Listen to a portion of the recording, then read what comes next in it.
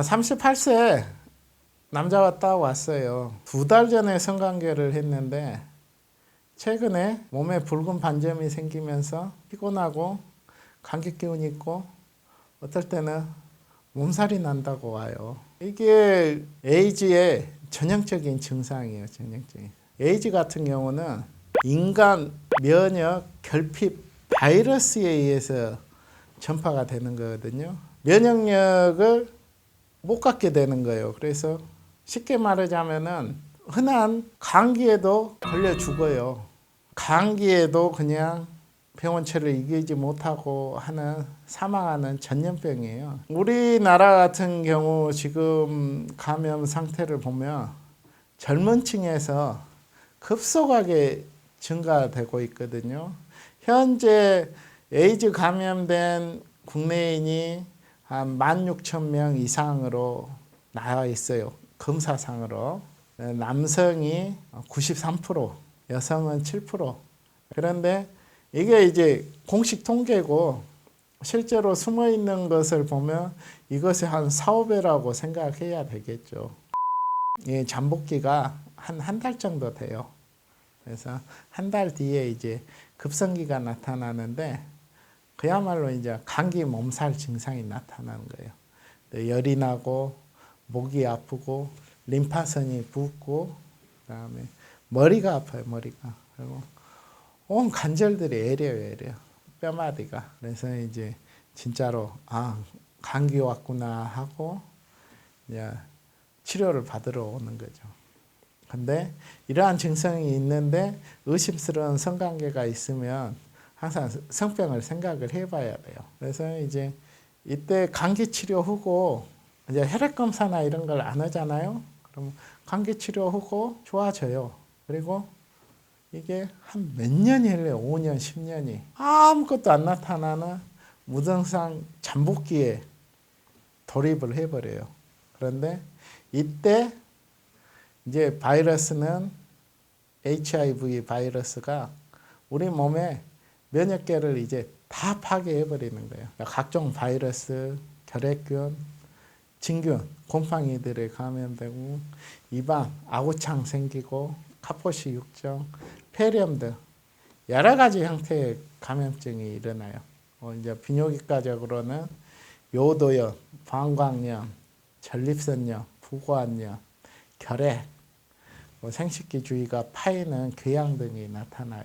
감염 경로를 보면은 이제 가장 흔한 감염 경로가 이제 성접촉이에요. 그 외에도 이제 수혈이나 산모로부터 수직 감염 등이 있어요.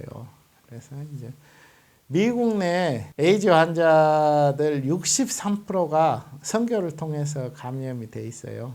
특히 58%가 동성애자 또는 양성애자예요. 그리고 5%는 에이즈 감염의 위험이 큰 상대와 성관계를 가진 이성애자예요. 그리고 이제 아주 드물지만 여성과 여성 간의 성관계로도 전파된 경우가 있어요. 대부분이 그 게이들 항문 섹스로 많이 되거든요. 그래서 이제 동성애자에서 항문 성교를 하는데 콘돔 없이 하는 경우가 이제 에이즈 감염의 가장 흔한 형태예요. 왜 그러냐면은 보통 우리 세포들은 평평세포로 돼 있어요. 그래서 감염에 굉장히 강한데 항문에 직장 있죠. 직장. 거기는 원주세포로 돼 있어요. 그래서 감염에 굉장히 취약해요. 그런 상태에서 콘돔 없이 하니까 바로 전염이 되는 거거든요. 그래서 되도록 항문 섹스는 안 해야 돼요. 만약에 한다면은 콘돔을 꼭 끼야 돼요.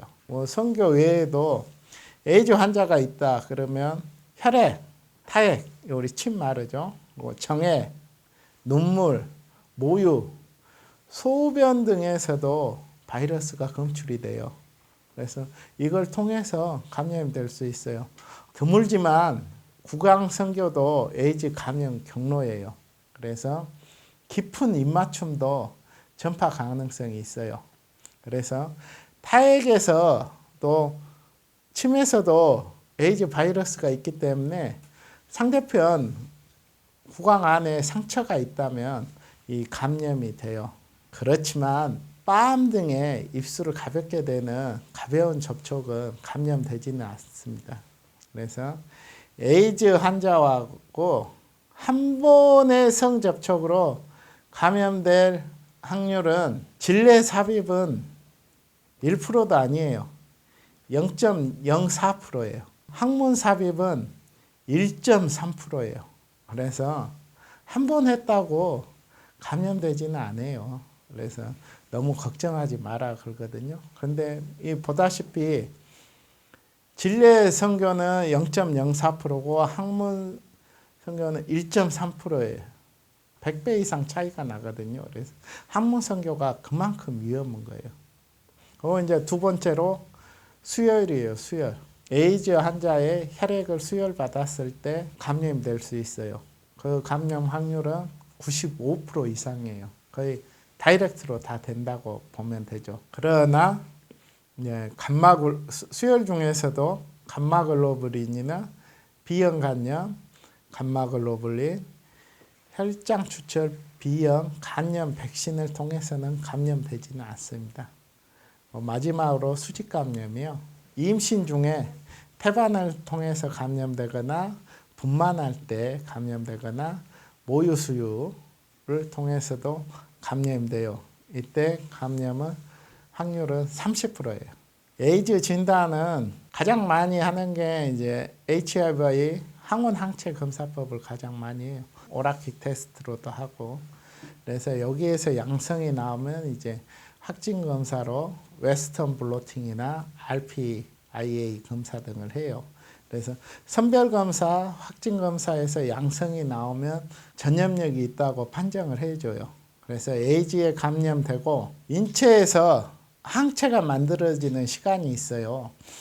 그게 한 6주 정도예요. 그래서 이 시기에는 언제든지 음성이 나올 수 있어요. 그래서 우리가 검사 원칙이 있어요. 성관계 직후 6주, 12주, 24주 이렇게 총 4번을 하거든요. 그래서 성관계 직후에 음성이 나왔다 그래서 안심해서는 안 돼요. 최종적으로 6개월 후에 해서 음성이 나왔을 때 우리가 안심을 할 수 있는 거예요.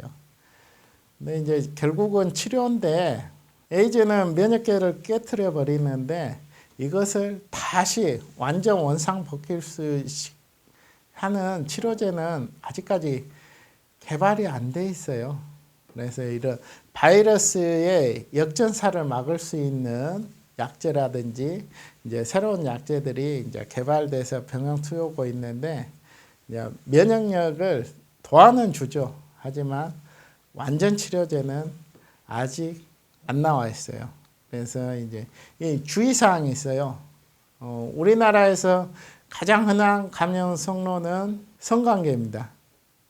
그래서 알지 못하는 사람과의 성접촉 피해야 되고 비정상적인 체이나 위험한 성관계 시에는 꼭 콘돔을 착용해야 됩니다.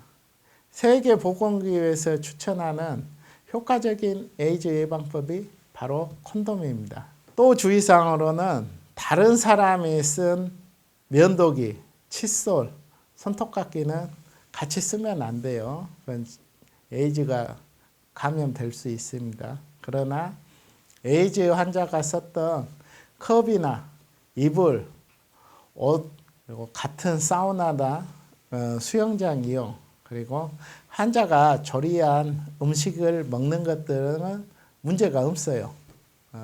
그걸 알고 계시면 돼요. 그래서 이제 에이즈에서 가장 중요한 것은 만약에 의심스러운 성관계를 했다 그러면 성병 검사를 꼭 받아야 된다는 것입니다.